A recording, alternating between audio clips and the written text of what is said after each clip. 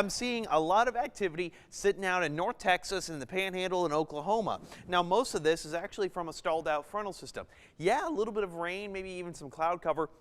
It's going to try to push its way into our northernmost counties by late tonight. A lot of it really isn't going to make it to our region, though. I have less than 20% coverage in terms of rain. Well, you know what?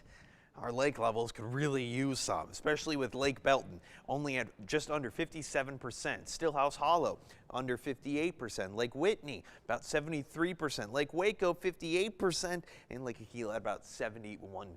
Certainly not going to be the best kind of situation. Of course, the less we get rain, the more water we're going to end up using from a lot of these lakes. But hey, let's not worry about that too terribly much. We will get some rain eventually. You might just have to wait a bit.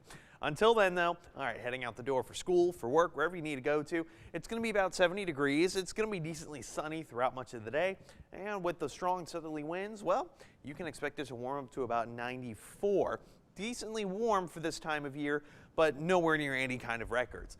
Fun fact, with a lot of the rain we got last week, the Bell County was thinking about getting rid of the burn bans.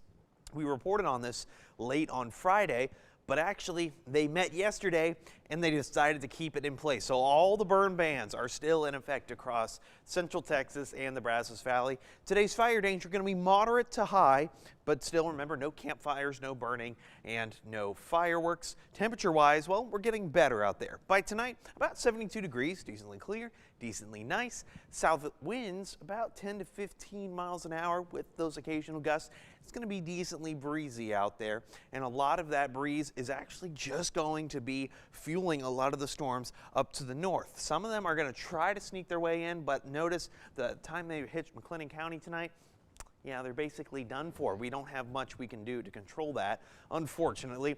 But going into Wednesday, strong southerly winds still maintain in our forecast area. What does that mean? It means more of those mid-90s and nice clear skies. At least it's going to be decently dry, so you're not going to be seeing early morning fog or high humidity.